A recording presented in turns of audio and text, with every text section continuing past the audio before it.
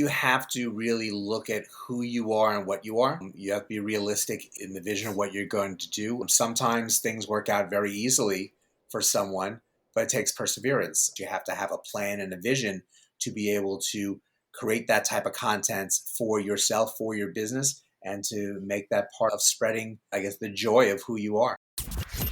Microphone check, 1, 2, what is this? You're now listening to a brand new episode of the Play Big Faster podcast. Look what you done started. Let's go.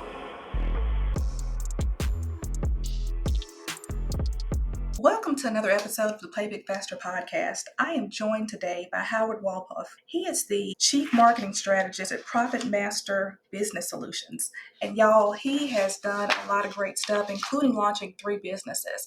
I'm going to let him take us right into it in terms of what he does, and he has something very special at the end of the interview that he wants to share with you. Hey, Howard, how you doing?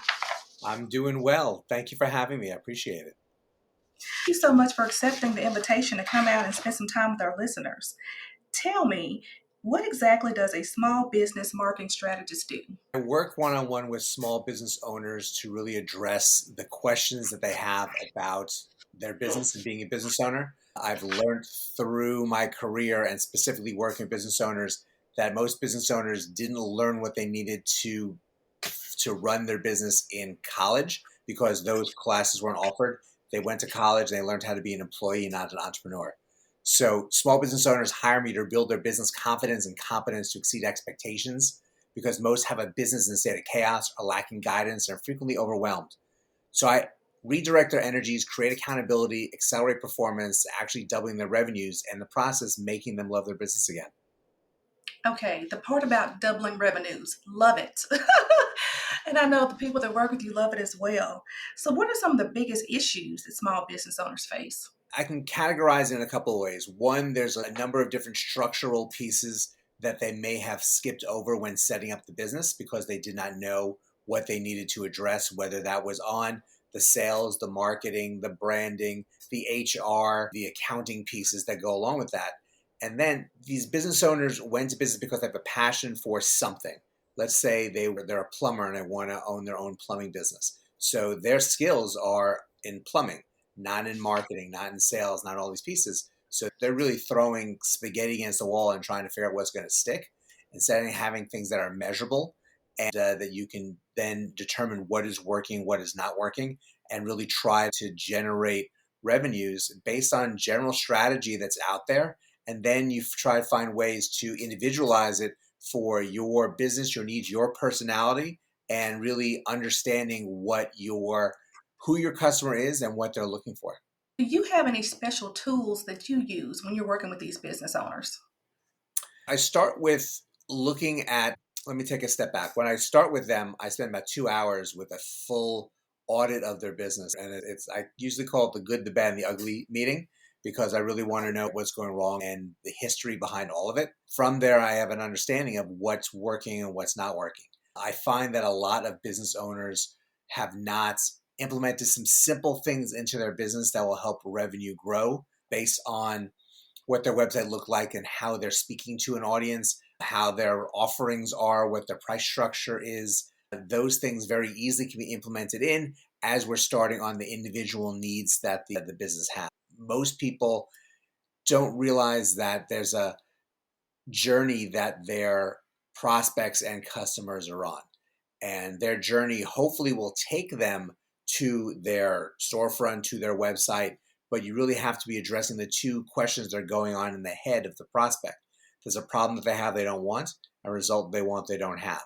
And if you're able to address both of those questions, then they're going to want to learn more and stay on your website and look at your offers and hopefully start a conversation so that you can then create the relationship needed to become a client. And so there's something that you said initially that is so interesting to me. You said that the business may be structured wrong. That may be one reason. How do you know just from when you first interface with a business that the business is structured wrong? You have to walk backwards. I have a checklist of the things that small business owners need to do before launching a business. I actually have a book coming out very shortly that really goes into each one in detail. And so really is a manual because, again, I'm a true believer that this really wasn't taught to people in college. Now colleges are doing a better job with some of the programs that they have for some schools, not all, when it comes to this. But I went to business school and it didn't teach me about entrepreneurship and business ownership. It taught me how to handle marketing for a corporation. There's a lot of expectation on this business owner who's really running fast at that point, trying to get everything started and getting going because they have to try to generate revenue as quickly as possible. And sometimes little things are skipped along the way that could be a problem. Sometimes it's not a problem at all. And it's just trying to analyze whether that's the case and what the challenges are. And I don't want you to give away all the secret sauce because I know you said you have a book coming out, but could you give us just a little sprinkle to let us know some of the steps that small business owners need to take before they launch a business? I'll start with some of the basics because it's interesting. I'm a podcast host as well, and I'm creating a podcast specifically for this book. And someone I had on last week was talking about accounting and taxation. And so he just broke it down very quickly. First things first, you have to get an EIN, a tax number from the IRS so that you are setting yourself up as a business. You then have to see, you need that so you can set up a bank account for the business. So you're not intermixing your personal bank account with the business's bank account. So that's a basic step that I would say 95% of the businesses do, but some don't. And they're just running with their social security number and their own account, and then everything gets confusing. It gives you the gist of the certain things. We're talking about the right insurance for businesses, so some of the other structures that really need to be thought about and discussed beforehand. If you're discussing, you're creating an LLC, you really have to have a business plan as well. Did you create a business plan or just said, I'm opening up my doors and I'm going to be the best plumber out there and tell everybody? I like using plumbers as an example, but that happens a lot and there is no business plan. So what goals are you trying to achieve other than just make money? I want to put a pin in that for a moment because you said two things that I want you to go deep on. One, you have a book coming out and a podcast. Please tell us the name and where we can find the podcast and the book. It will be available on Amazon. It's going to be called Small Business Owner 101. Of course, you were not taught in college to be a business owner entrepreneur. The podcast will be Small Business Owner 101. It'll probably be out my goal is to have that out in January, the latest. I do have a podcast out called Small Business Marketing Then and Now, where I have spoken to 101 small business owners talking about their marketing journeys and what they did to let people know the doors are open and how they've marketed themselves along the way. That is so good. So listen, if you are listening to this episode, definitely go support Howard. Tune into the podcast. So I didn't mean to cut you off, but I didn't want to miss that without letting people know how to find those things. What issues, because college looked a little bit different prior to COVID, in my opinion. So what issues to college graduates, what do they face on becoming an entrepreneur or small business owner? If you did not take part in a business program, in my mind, I'm thinking about my nieces at Florida State University. I actually visited there this week with my son as we're looking at schools. And they really do have a very focused program. She's in a sales program, and they're teaching them specifically about sales and how to address people and the whole process, which I think is phenomenal. But if you don't have access to programs like that in schools like that, you just went there and you had your 120 credits and maybe you majored in English or accounting or something somewhere in between, and now you want to start a business, you really have to do your own research about what to do. Again, there's about 18, 19 steps before you start your business to make sure you have everything checked off. But also really the key is that business plan, having an understanding of what's the goal, where are you going to put your energies, what other people are going to be a part of the process, and making sure that you are monitoring everything because at some point you're going to grow where you need employees. At what point are you not wearing all the hats at the same time and hiring a human resources person or outsourcing with one of these human resource services that are out there, and with your marketing and social media and those pieces and your accounting and bookkeeping? The good thing is you don't have to be alone in the process. I'll call it the challenging thing is you have to make sure you're monitoring when those things are necessary for your expansion and to have the funds available to invest in that. And all the while having someone to be a sounding board to help you through the process. That's really a lot of what I do as a business coach. And the thing that I really like about the advice that you're giving is that you are not a microwave guru. You've actually launched businesses yourself. I've been very fortunate in my career. When I was younger, I got a job. I've had a lot of experience in sports marketing. And in New York, a big sports venue was being built at Chelsea Piers. It's been around for about 20 years or so at this point. And I was involved in the construction process and building the back ends of the operations and marketing of all the different sports venues there. And that was a launch back in the last century, 1996. Also, with the launch of a minor league baseball team back in the early 2000s and a website for college football and the Southeast Conference. So, very different types of businesses, all three, all dealing with people and their passions, and lots of different lessons along the way in the process of creating and constructing and implementing. Awesome.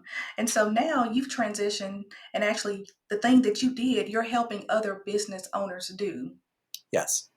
Awesome. Tell me this, what opportunities do you see for small business owners now? Because so many more people are working remotely now. And you have the solopreneur, the mompreneur, and you have people that are creating digital assets. Do you see any new opportunities for small business owners? I think there's always an opportunity around the corner. I think it's part of it is planning and having an expertise in something. You really have to have a passion and a knowledge for whatever you're doing. World has definitely changed over the last 4 years or so. This, I think, over the course of 2023 into 2024, I would say we're more back to normal than we have been. But there are people who are still working differently, and it depends on what you are creating. Again, my example, the plumber would want to have some sort of storefront and storage area for equipment and then create a team in the process. Someone who's creating digital assets may be able to work from home and not have that kind of overhead. So it's having the right concept, but then also having the right strategy to implement it. One thing that I think is interesting, and I know you've talked about it before, but it's the concept of hidden revenue and finding hidden revenue. What are some opportunities as it relates to that for small business owners? I think first and foremost, it depends on what you are selling and what you're offering. There's a lot of different opportunities within the pricing strategy that you can create new ways, if you haven't implemented before, new ways to create revenues. The best example really is McDonald's, who's done a great process in implementing something let's start with the upsell. So you want a small soda, they're going to say, would you like a large soda? And you're already buying the soda, so you may say yes. Now they've made another dollar in the process. Cross sell, they're the most famous line when it comes to McDonald's is, do you want fries with that? You bought a burger, but now they're offering you French fries. Yeah, I guess I wanted French fries too. Now they've added more revenue into their sales for that individual sale, and then multiply that after every one that they asking if you want a dessert, all these different pieces. So if that does not have to only happen in a fast food establishment. This could also happen when you're doing different types of contracts, one-on-one, and different opportunities within your businesses. Just knowing what kind of bundling you can do that people would have an interest in and see the value in spending more money in the process. Has this always been your dream? Did you know as a little kid this is what you wanted to do with your life? I guess my dream when I was younger was probably to play baseball, and I was able to fulfill that dream somewhat, and had the understanding of my limitations when I did work in minor league baseball. It was great when at the end of the season the manager gave the front office staff batting practice, and we were able to swing, and it was great. But I knew very well I was never going to be the shortstop for the Yankees. From that experience, my age alone I missed the window. But I've always done things to help people, and marketing always has been in my blood. So I evolved into this where I was working as a vice president of accounts at a marketing advertising agency, and we had a great lead generating process. But the sales pitch was not what I would have had suggested. But I would learned throughout that small business owners had needs, and that was what the CEO was focusing on, the needs. But they didn't all have the right budgets to address certain things. In this case, we wanted to pitch a full audit of the business for $2,500. That would then tell us exactly what we needed for the marketing and advertising campaign, which would be a much larger sum after that point A lot of these businesses didn't even have the $2,500 because they didn't have a line item for marketing. So Wow. I saw that being a need to address it with a lot of these business owners. So was it that they didn't have the line item, or did they start out undercapitalized? Is that something that you've seen with a lot of small Yes. businesses? Okay, I'll give the answer to both. Some people just, okay, I'm going to start my business without having the investment funds in there. They're trying not to go to a bank because there's pros and cons to going to a bank. Not having an investor, there's pros and cons to having an investor, and that can be very challenging to start a business without any capital. On the other hand, you may really be things might be so tight that you can't spend the additional dollar, or they can't see the vision of the investment of the dollars, because that's a key word. Sometimes people look at it as an expense, not an investment. If it's an investment, you're going to recoup that money, and hopefully 3 times, 4 times, and the value of it based on what you're investing in, so you can grow the business. If it's just an expense, that's the light bill, that's rent in the establishment. So you really have to have that vision. And again, they're not taught that in college.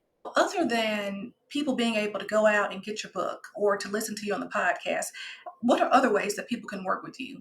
I work with small business owners one-on-one. You definitely can reach out to me through my website, which is profitmasterbusinesssolutions.com. Even there, I'm offering a free copy of my book, Business Marketing Maneuvers, which really goes into how I can find $100,000 or more in any business in 45 minutes and goes through some of these strategies. I know how hard it is to be a business owner. I'm one myself, and having conversations with many business owners, including it's a challenge. And a lot of people are flying blind, not because that wasn't their intent, but sometimes you do need a sounding board at the very least, or someone to help redirect you in the process to really get the business to where you had focused on wanting it to be. Now, we should have led with the $100,000. Look, that is good. It's amazing what you can find in the right circumstances. Well, if you had one piece of advice to give to a small business owner on how to play big faster, what would that be? I think you have to really look at who you are and what you are. You have to be realistic in the vision of what you're going to do. Sometimes things work out very easily for someone, but it takes perseverance. There's someone he's on TikTok. He just started to do food reviews in his area, and all of a sudden he had a following, and then people he'd say something about a restaurant, and within 24 hours, there'd be a line down the block of restaurants. And in turn, he was really saving lives in the process with all these restaurants that weren't getting business, and no one knew who they were, what they were, and how great the food was. But in turn, he became a producer of content that he was able to monetize through clicks and also through people becoming sponsors of him in the process. Businesses can do that. He's an individual. He just is focused on what he wanted to do, but you have to have perseverance. You have to have a plan and a vision to be able to create that type of content for yourself, for your business, and to make that part of spreading, I guess, the joy of who you are. Awesome. And what is the best way for people to reach you?